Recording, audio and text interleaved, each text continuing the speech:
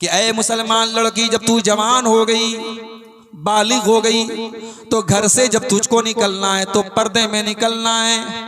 और घर के अंदर भी जो रिश्तेदार तेरे गैर महरम हैं, जैसे खाला के लड़के, जैसे मामू के लड़के, जैसे चाचा के लड़के, जैसे ताया के लड़के, ये जब तू जवान हो गई और वो लड़के भी जवान हैं तो वो तेरे लिए गैर महरम है। उनसे दोस्ती रखना, उनसे अकेले में मिलना, उनके सामने बिला वजह आना, ये तमाम चीजें गलत हैं। अपनी जवान बेटियों को ये भी सिखाया जाए, महरम गैर महरम का फर्क भी उनको बताया जाए। भाभी को मायके छोड़ना है, कौन छोड़ने जा रहा है? देवर जा रहा है, शौहर नहीं जा रहा है। शौहर छोड़ने चला जाएगा तो नाक कट जाएगी। कौन छोड़ने जा रहा है? जवान देवर जा रहा है, बाइक पर बैठा है, बहू उससे कंधे से कंधा सटा के बाइक पे जाए। ये कैसी बेगैरती है जो आज हमारे इलाके में। जीजा साली को घुमा रहा है, और कहावत है साली आधी घर वाली। माफ करना मेरे प्यारे साथियों, किसी ने जिसने ये कहावत बनाई है साली आधी घरवाली, उसकी नीयत खराब होगी, उसकी सोच खराब होगी। इस्लाम में साली कोई आधी घरवाली नहीं है। साली आपके लिए गैर महरम है, और साली को अपने जीजा के सामने आने से परहेज करना चाहिए।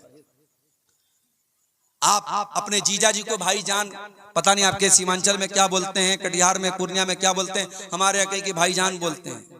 जीजा को भाईजान बोलते हैं, बहन के शौहर को भाईजान बोलते हैं। तो भाईजान बोल देने से वो आपके भाई नहीं हो जाते हैं। एक लिमिट होनी चाहिए, एक पर्दा होना चाहिए।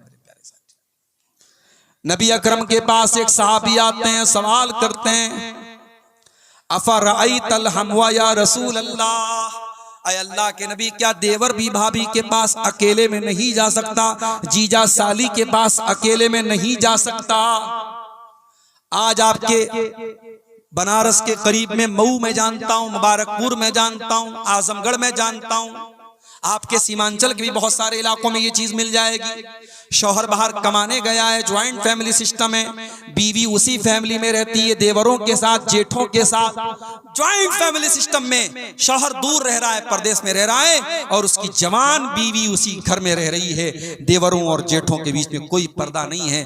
हम क्या कर रहे हैं? हम फितनों को हवा दे रहे हैं। हम अपने घर में बदकारी को दावत दे रहे हैं कि आओ, और घर में बदकारी और जिनाकारी को फरोग दे दो।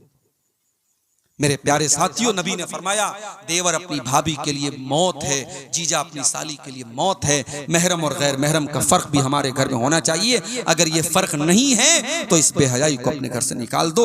अब एक आखिरी चीज हम बयान करके फिर कुछ सवालात हमारे सामने आए, उन सवालों का जवाब देकर हम बात खत्म करेंगे। घर को अगर आप एक दीनदार घर बनाना चाहते हैं तो एक बहुत जरूरी चीज ये भी है